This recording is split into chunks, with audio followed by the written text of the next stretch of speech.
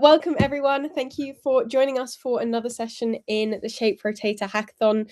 I think this is our final session live, and then you have the next couple of days to finish your build and submit your projects. So I hope you're excited. I hope you're having a good time. Today we have a session on DeFi security and mechanism design, and we have Christoph joining us. So thank you, Christoph, for coming along. I'm gonna put you in speaker view so that once you unmute and say hello to everyone will be able to see you. We can see your screen, which is great. And I will hand over straight away to you. Amazing. Okay.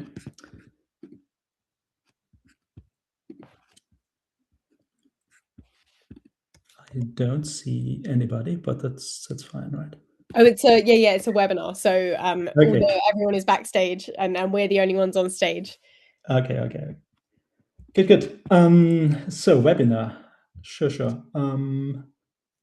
So what I wanted to share with you, I absolutely don't know whether this will be helpful for your hackathon projects, but it certainly might be helpful, like as an educational lesson or whatever.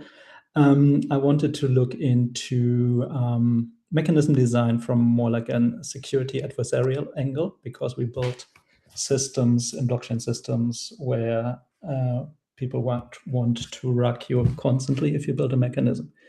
And so we want to have this adversarial mindset. I'm Christoph from Flashbots, working mostly on mechanism design in MEV systems. And so outline today is really to just test an idea on you. So this idea of, okay, let's look at mechanism design almost from crypto or attacker angle to design these mechanisms, and then go to through a bunch of examples, mostly motivated by one or two papers that you could have chosen for your projects. And I wanted to see whether we can apply these principles. So pretty much we have in mechanism design, I used to do that like for a living at the university, proof theorems about mechanisms, right? And usually what you do is you have a very well-contained problem. So you want to figure out, okay, can I design a game where a person, for the participants in that game, if they act strategically, sort of still achieve a collective goal that I, as a mechanism designer, am interested in. For example, I design an auction, right? I want to sell a thing, and maybe I want to sell it for as much money as possible, right? And that usually is a very self-contained little idealized world where basically there's only this mechanism.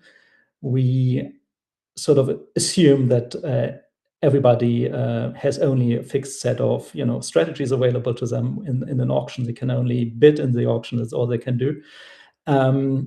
If you have an auction, the auctioneer is sort of reliable, right? You have a reliable intermediary that is basically implementing your rules.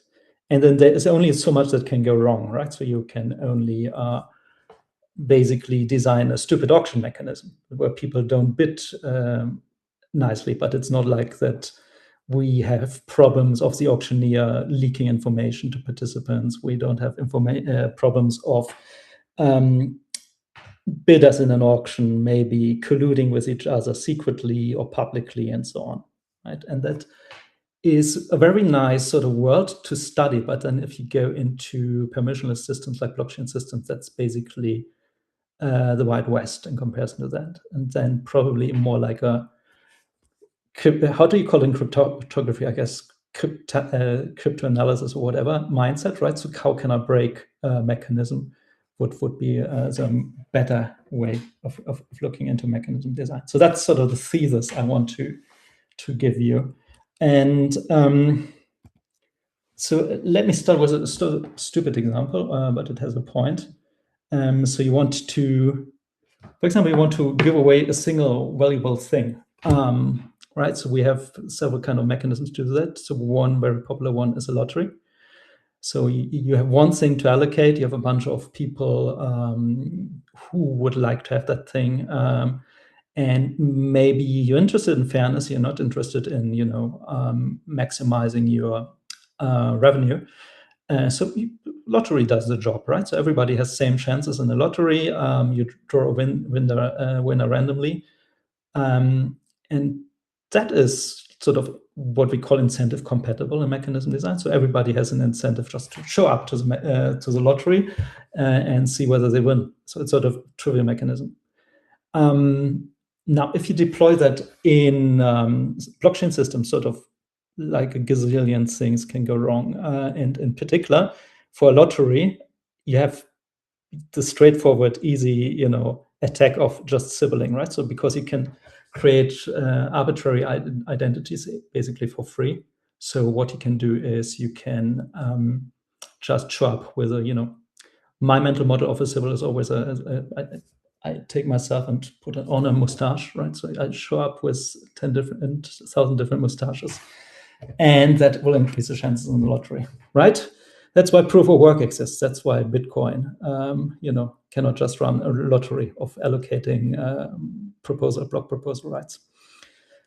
So that's sort of an adversarial, angle to it, right? So standard mechanism design, from that point of view, it's trivial to look at lotteries, nothing interesting.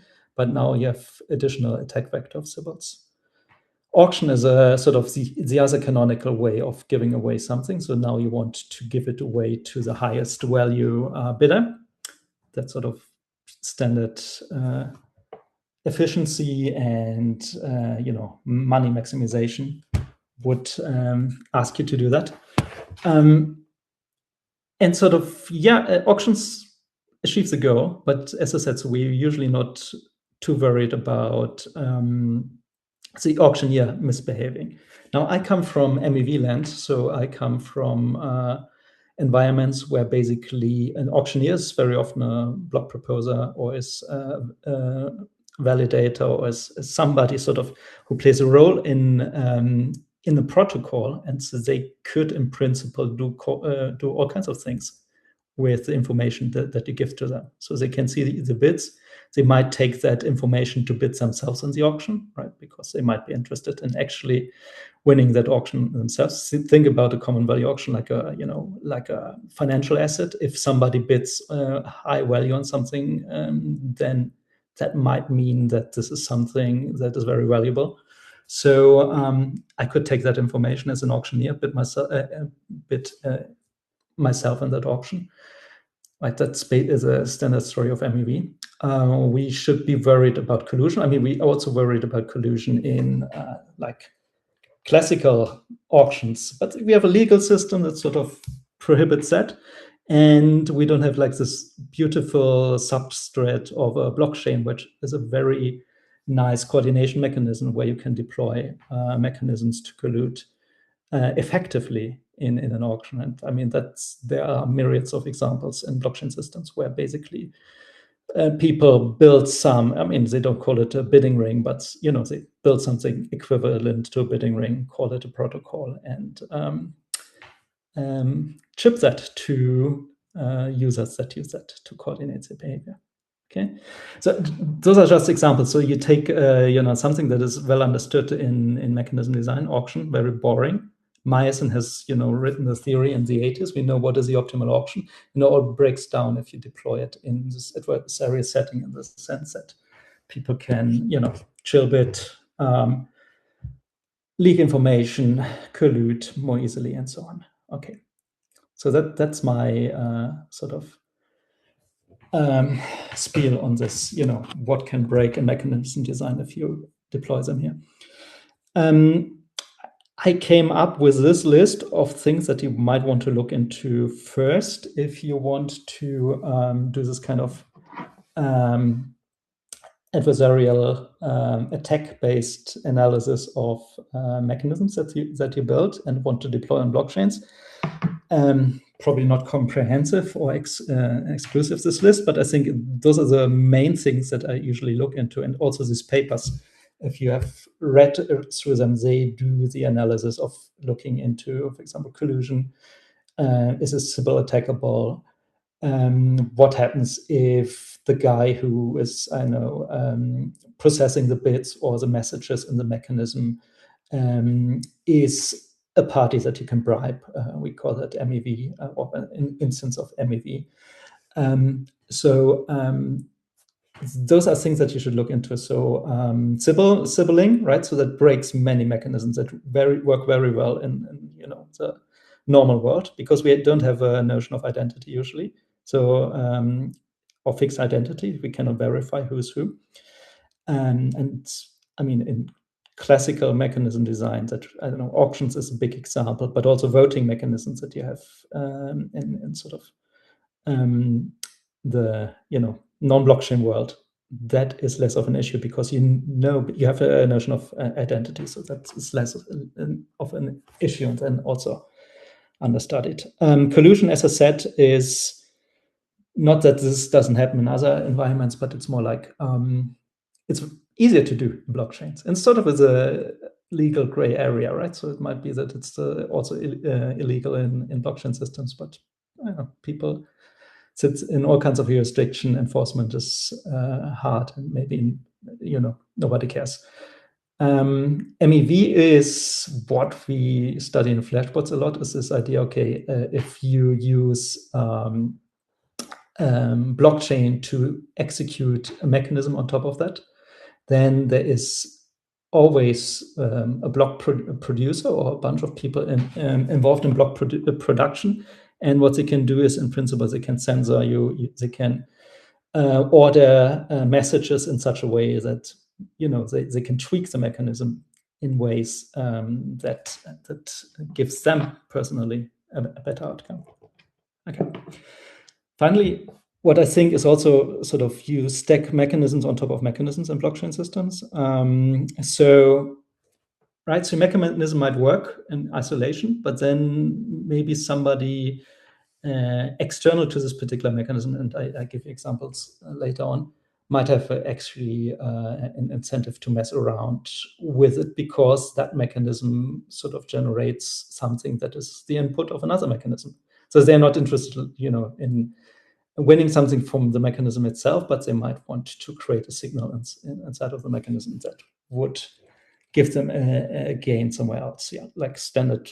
I don't know, think about an oracle, right? So you have a mechanism that wants to, an oracle mechanism that wants to include an external signal to the world from the real world into the blockchain. We have a mechanism where we sort of incentivize people to bring that information truthfully to the blockchain, right? So we have such mechanisms, but then it might break down because somebody would like to, manipulate this mechanism because it's used as, for example, input to a liquidation mechanism on chain, or it's used as a price signal for a perp DEX, right? So, and then they might have an incentive to break it, even though the mechanism in isolation sort of would work in center-sign light.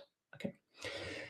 So standard mechanism design, what you do is usually you study what we call incentive compatibility, which really means we design a game and then we study an equilibrium and we say, okay, this particular equilibrium that is sort of gives you a good outcome, the outcome that we want to achieve, right? If we work in this sort of permissionless systems, you should look in not only incentive compatibility, but all kinds of other attacks on your mechanism. Okay.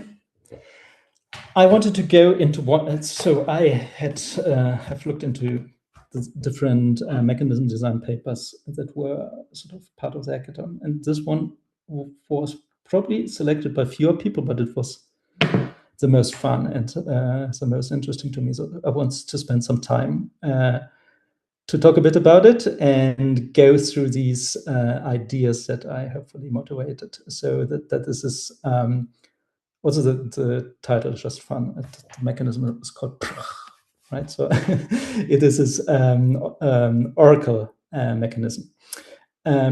So what is the problem? So you want to and you want to, in oracles, or you want to, can also appear in other contexts, you want to record some signal on the blockchain. That would be useful. Some off-chain data, for example, some prices, some events, something else. And somebody has to report that data. And we want to incentivize that person actually reports that data, right? And we also want to incentivize inclusion so that they are not censored, that nobody could bribe a validator, for example, to not include that signal, and we want to make sure that the signal is included. And probably we want to reduce overhead while doing so. So one way of just achieving that thing is we pay a price to everybody who would record that message on chain. We do that sort of in disguise if we, in many blockchain systems, we do that if you do liquidations. So everybody is good to go. Everybody can liquidate a position if some price threshold is met, right? So everybody can liquidate a position, and then nobody knows who is winning, and sort of you receive all of this bloat of liquidation bots trying to be the first person to perform this liquidation. So, well, that works if everybody gets a prize and maybe there's one lucky winner. That's sort of a mechanism that incentivizes people to participate, but that creates sort of spam on chain. So maybe that's suboptimal. The other thing that you could do, of course, is you could use like in Oracle networks, like something like Chainlink. You can use just a bunch of certified, trustworthy, parties that would record that signal, and then you would, trust that those people would do their job well. But that, of course, is sort of not in the spirit of decentralization, and maybe you want to have a decentralized solution. So that's basically what I said before. So you want to have decentralization, no on-chain spam, and you want to have, I call it incentive compatibility. It's sort of a misnomer, but what you actually want is that participants want to participate, and they participate in sort of a aligned way. So they do what they're supposed to do rather than doing arbitrary other things. And now going back to the mechanism, this is one of the papers, Chen and co-authors papers. So the interesting thing, and there's several aspects. So this is a beautiful mechanism, and I wanted to go through how it solved several of the problems I mentioned before. Sybil, resistance. It solves collusion resistance, and it solved, well, it's incentive compatible. And it does the job by without creating spam or other kind of weird externalities in other people. So it's a very simple mechanism, but beautiful. And later also, let's talk a bit about sort of problems that it would have, but let's talk first about the beautiful things. So we have a random number generator. That's also already, okay, we have to assume that this thing works like it's supposed to work, right? So if you use RANDAO, for example, on Ethereum, there are ways of manipulating it, and then randomness is no longer randomness. So, okay, also there potential attack vector, but assume there's a random number generator. And you draw for each participant a random number from some, that's the tricky part of the paper. So you have to choose the distribution carefully. But okay, we have chosen wisely a distribution. And then what you do with that random numbers, you sort of perform an auction almost, but not quite. So all of the sort of people who want to send a message, it's suppose they want to send an Oracle update. Each of them draw a random number, and so they send that message together with that random number of theirs. And we're in a blockchain setting, so validator need to include these messages. And actually, they don't need to include all of them because that's would be spammy. What we do is they report the second highest and the highest value on chain, and then you would reward those validators, and those rewards are very carefully selected. So we reward the validator by giving them the second highest value from this random draw. Like, I know somebody draw a number 15, that's the second highest value on the random numbers from, I don't know, 1 to 16 when we have 16 participants. So somebody draws, the highest number is a 15 or something like that. Forget what I said. Some of this was gibberish. Okay. So everybody selects a random number. I don't know. Suppose it's 15. I like 15. And that's the second highest report among those randomly drawn numbers. And somebody else, I know, draws a 20. Validator gets a reward of 15 dollars or whatever is numeraire.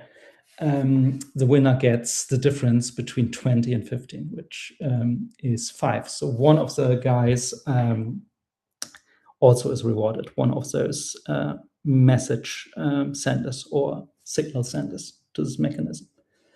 Okay, why it is drawn, why is it constructed in such a way? That's the interesting thing. So you have this winner reward, right? So you want people to participate in this mechanism, so you have to give them a reward, right?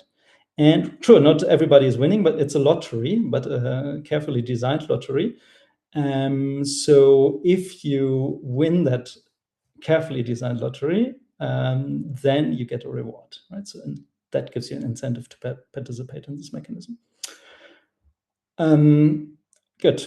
So then you have this validator reward, so the second highest value, that incentivizes the validator to, include the messages, and to also gives an incentive for the validator to not extract sort of MEV from the game, in the sense that the second highest value is carefully selected so that you cannot bribe the validator inside of this game. Maybe there's an incentive to bribe the validator in sort of this bigger meta game, but not in this little self-contained game here. So they have an incentive to publish the message and not send to anybody. So that's good. Let us go through the different potential attack vectors, and then you see how this mechanism solves them, and then I also discuss some downside with it. So what about the Sybil attacks? So in lotteries, in principle, you would want to be worried that if somebody creates, an additional identity, so they send the signal or message twice from different accounts, or 3 times, or 4 times, or 5 times, or 6 times, or 7 times, well, they increase the odds of winning this game here. Okay, that is true, right? They increase the odds of winning that game. But now, the nice thing about the construction here, at least if you construct the randomness, the distribution correctly, is that if you increase the number of Sybils or participants in the mechanism, you also decrease the reward, right? Because you're basically competing with yourself. It's an auction. The beautiful thing about an auction is that it is Sybil resistant, right? Because you don't want to compete with yourself, right? So that's the trick in auctions. That's why they are Sybil resistant. So here you create sort of a fake auction. So if you create additional identities, you're decreasing the price, like price in the sense of the reward from winning this game, right? So you increase your chances of winning, but you decrease the rewards of winning. So that's sort of the beautiful combination of auctions and lottery inside of the same mechanism. So that's cool. As I said, it depends a bit on setting exactly this distribution, but they have the details in the paper. Then collusion is sort of very similar argument as Sybil's here. So you have, if you select this distribution very carefully, then what you can achieve is that the rewards that a group of people collectively achieve is independent of how they split their behavior under different accounts. Okay, so Sybil's and collusion is similar, right? Sybil's is I create a bunch of people who are doing the same thing. Collusion means I am in a group of friends or frenemies, and we coordinate by doing all what we think is in our joint interests. So Sybil's and collusion in this particular environment is almost the same. It's sort of by carefully selecting the distribution that is taken care of. The other thing that I mentioned already, the MEV, or MEV stands for minor, or I would call it maximal extractable value. So minor in our context is now a validator. So can the validator misbehave? You can bribe that person in principle, but sort of the reward of bribing that person, you need to pay him at least the second price. And if you need to pay him at least the second price, then your reward is lower than what you get from bribing this person. Okay, so I told you about lotteries. They don't work. I told you about auctions. They don't work in blockchain systems. But if you combine lotteries and auction in sort of this creative way, sometimes you can get a resistant mechanism that is secure against all of these potential attacks that we care about. Okay. Oops. Here's the downside of this mechanism, and that is sort of, again, I think it fits very well in this framing of almost like a security analysis or security mindset to mechanism design that I sort of want to test on you, whether that is a good way of looking at the world. In the sense that also, economic or game theoretic security costs money. What you're actually doing in this mechanism is you pay a bunch of people a bunch of money to do what you want them to do, right? And sort of the thing in this particular mechanism is that you operate with random draws from some distribution, and basically you pay out the max or the second maximal value to people, right? So you pay the second maximal value to the validator, you pay the max minus the second max to the winner of this mechanism, whose signal we consider. And the sum of the two is just the sum of those two rewards is the max of those different signals, right? So those are draws from independent random draws from a distribution.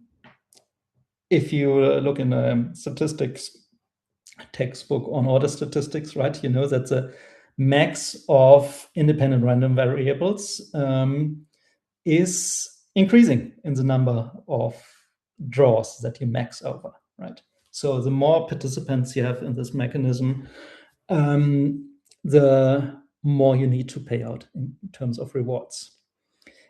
How is this related to what I said above?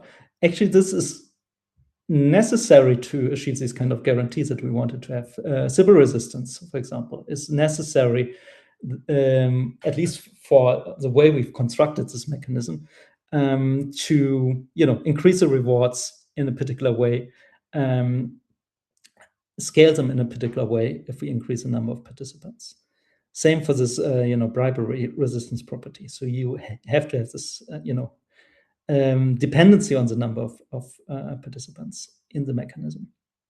Okay, so this mechanism must be subsidized, and sort of to achieve the properties that we wanted to achieve, you actually need to pay more money than you would need to pay if you would just want to, achieve, I don't know, incentive compatibility in like a plain vanilla mechanism design world, right? So there you don't need to pay that much money.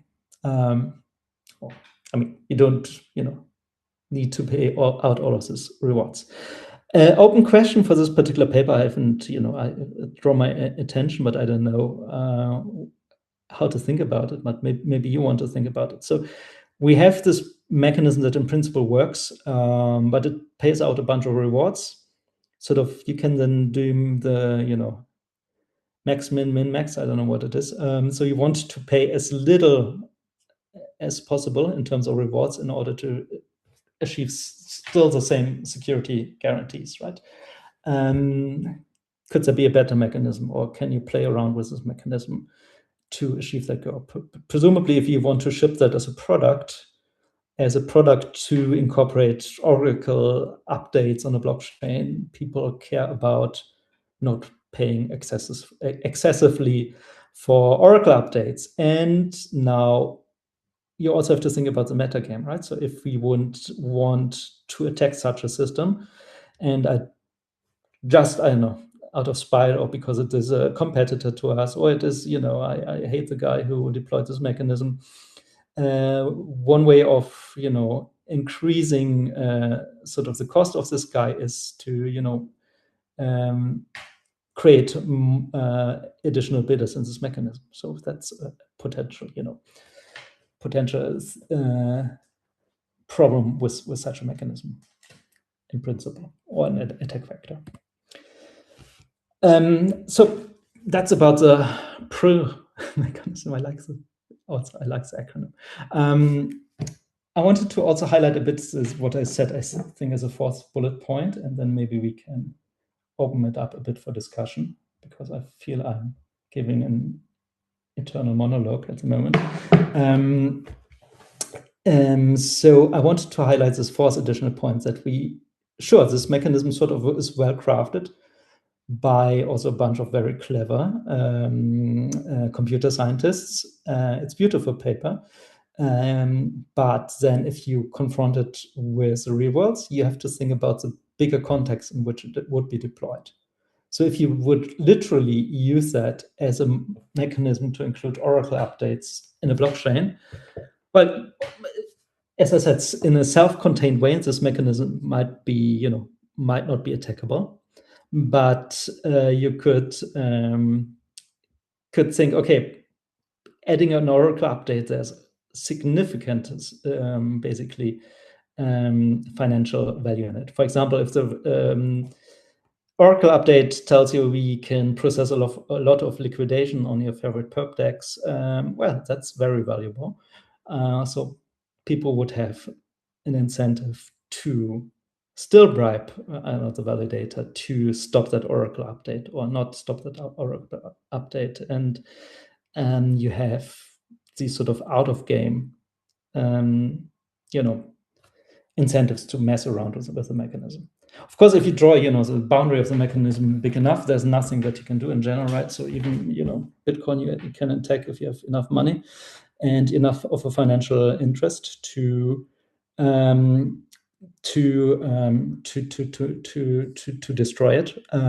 But that's, something that you should keep in mind. So, like the standard, the standard game theorist approach of proving, okay, this mechanism satisfies a bunch of nice properties, hence you can deploy it. Yes, sure, but you have to think about where you can deploy it, and in which environment will it be deployed, because people try to extract value always and ever in blockchain systems.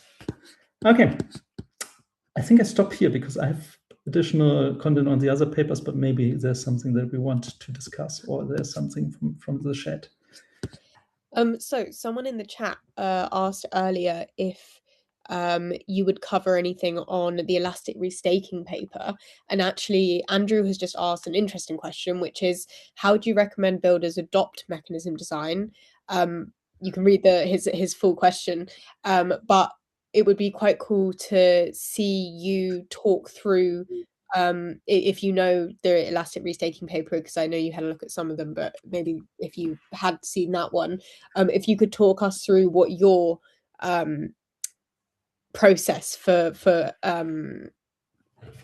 approaching the mechanism design for something like that paper that one of the builders in the chat would like to talk about. It might give us some interesting insight. Sure. Also, I think I have some slides on the restaking, but maybe let's first go into Andrew's question and then maybe talk a bit about restaking after that. So how would I approach for designing mechanisms? And he's asking, okay, would you go by intuition, rely on formal analysis? Right, so we have, first of all, we have a bunch of, depends on what you want to design for a mechanism.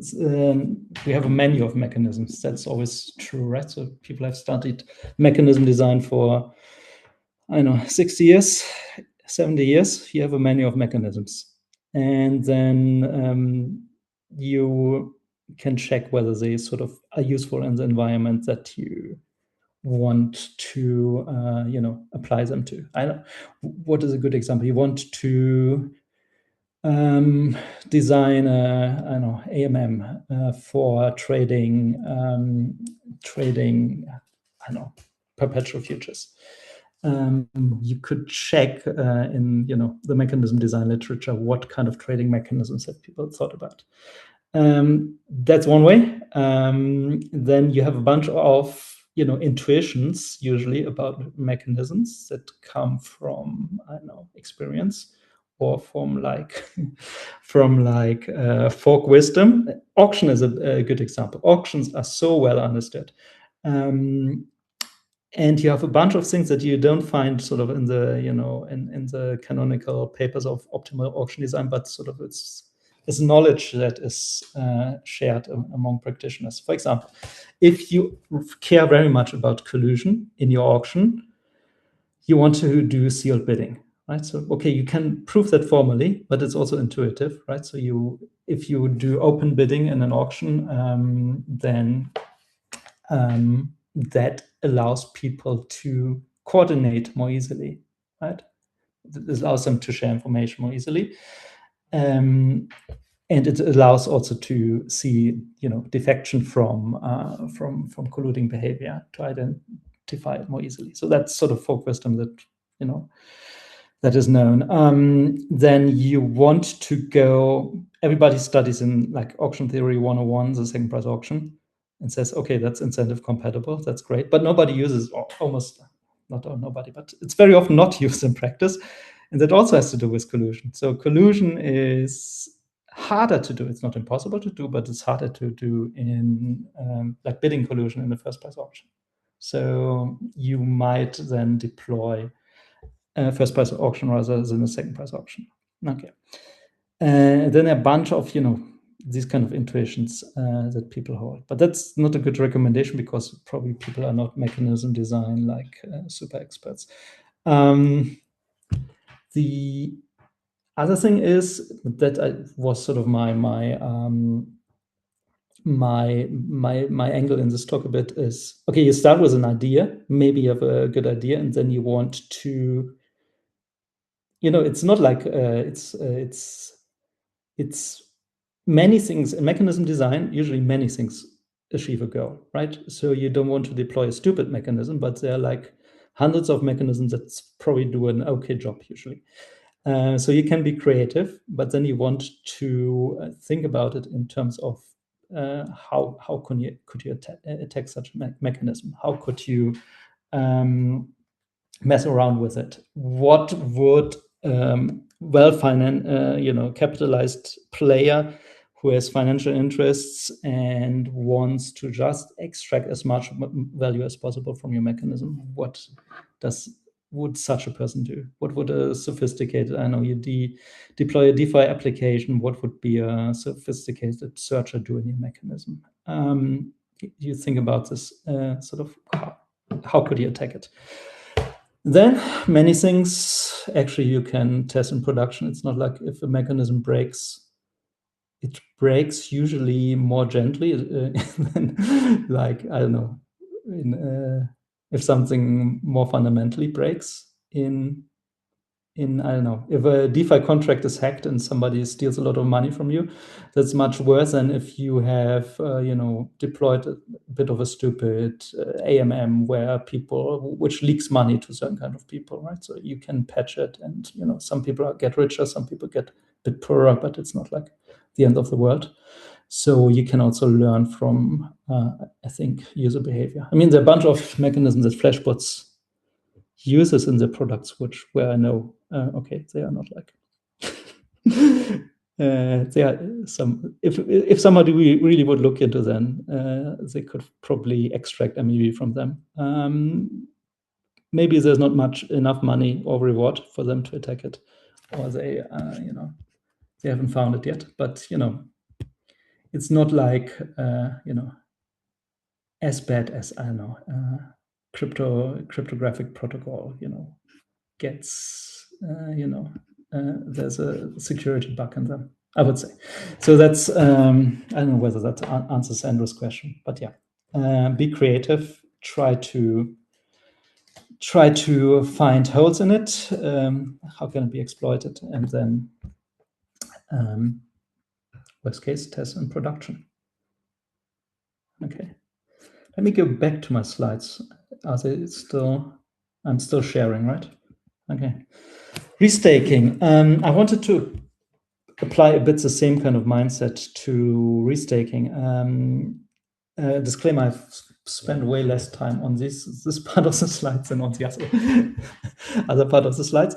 But let's think about it through it, and maybe we can do it together. So you can think about restaking, I think, in the same lens of, okay,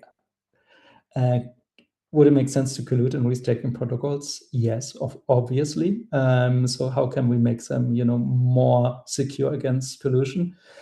Would it make sense to Sybil in restaking protocols? Hopefully not. Do they have people have an incentive to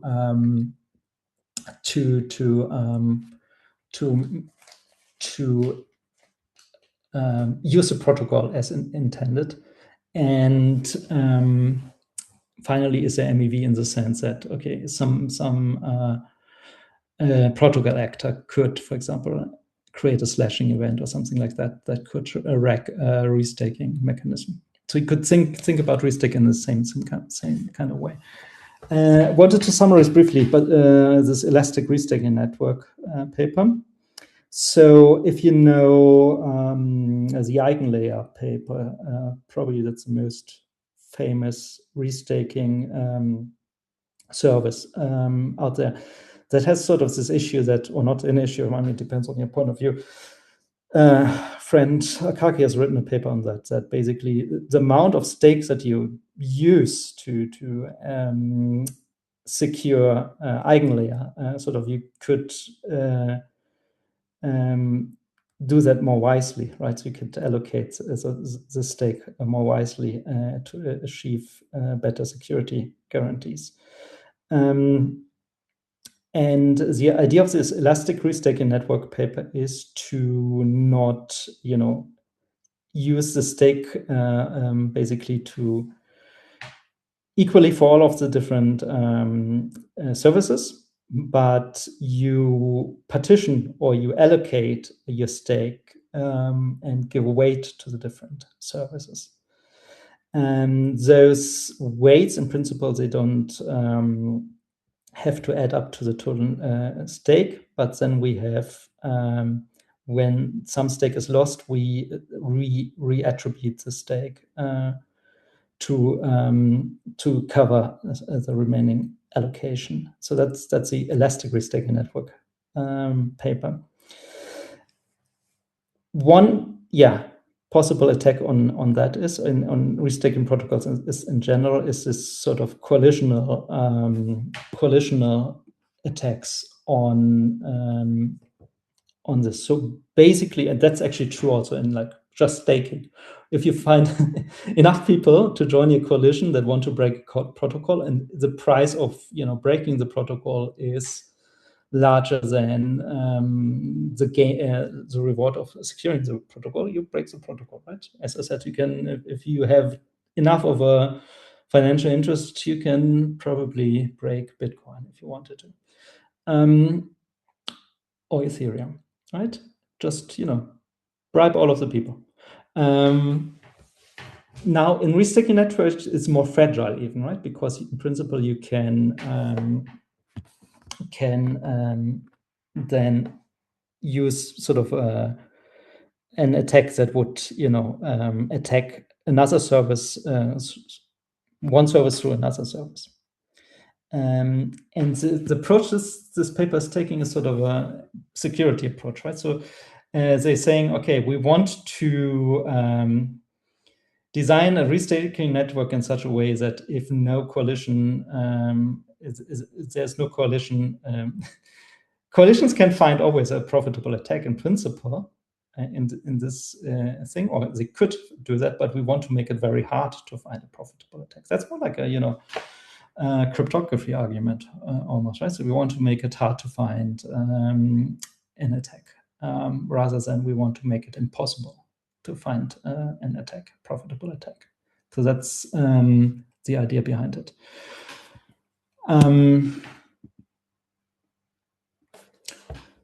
So how does it fit into the framework that I've given to you? I think the main issue in this, as I said, the main issue in these kind of restaking networks is collusion. And it's source collusion by hardness, right? So they make it computationally hard to collude. I'm always a bit skeptical about such, protocol design, because just that it is hard to find an attack doesn't mean people don't find an attack. But NP hardness is a worst case analysis, right? So okay, but that's what they have, and I think they gain a lot from that, right? Because they gain basically better use of capital in this kind of restaking protocol. Okay, so that's a collusion angle. I think that there's not much more that I can say about it. Just that that's their approach. Believe it or not, I'm sort of more skeptical. Then you have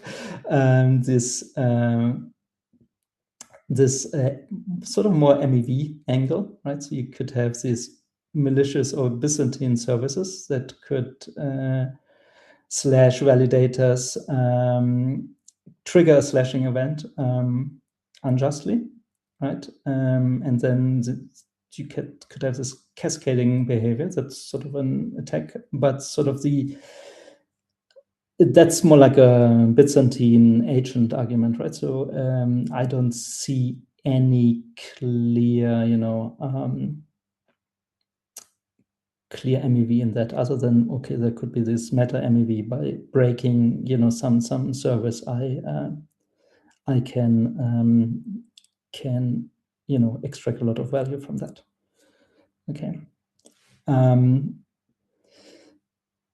then, of course, you have to think about this bigger picture game. In this restaking, it's straightforward, right? So you just bribe people. And there's, it relates very much to this old literature in Bitcoin, text on proof of work Bitcoin, right? So how much money do we need to pay different mining pools in order to, for them to do what we want rather than what the protocol tells them to do. So you can think about that also in terms of restaking protocols. The problem with restaking protocols is, as I said, you have to, you have one pool of stake that secures a lot of services. So you get basically more bang for the buck if you want to attack, right? So you can, with a modest in bribe, you can destroy many things at the same time. So that's That's great from adversary perspective.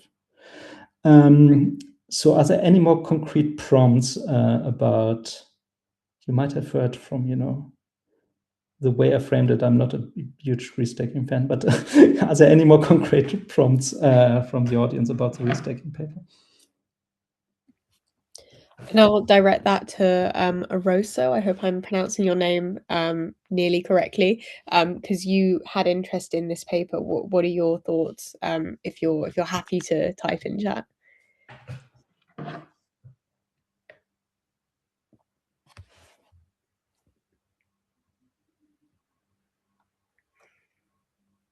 Okay, in a bit, so it'll take a second for you to type. If you want, by the way, I can allow you to talk, if you're happy to unmute, in front of everyone, or if not, you can type, and in the meantime, we'll fill some time.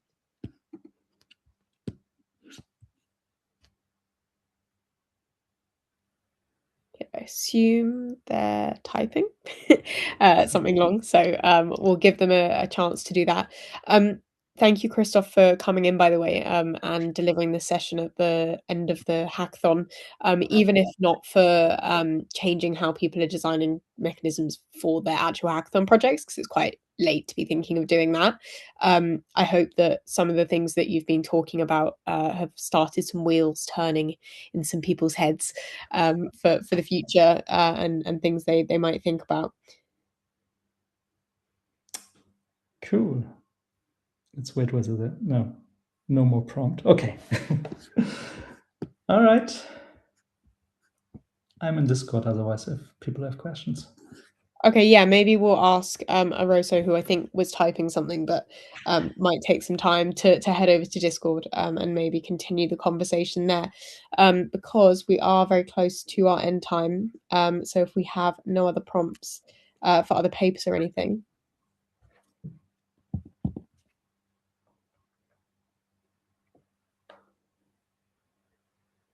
Okay, I think not. Thank you everyone for joining us on our Thursday workshop. This is the final one in the hackathon. Now we've just got more building and submissions are due on Sunday. So I hope, well, I wish you all good luck, and I hope that you're enjoying your build so far. Do you want to share your Discord handle, Christoph, and Arosa can tag you? Yeah, I'm Christoph 7800, and also have a little flash in the bot because I work at Flashbots. That makes sense. That seems reasonable. Thank you everyone for joining us. We'll see you at final submissions. Well, I'll see your final submissions. You won't see me, but I'm looking forward to it. Everyone, enjoy the rest of your day, and catch you soon. Good luck, everyone.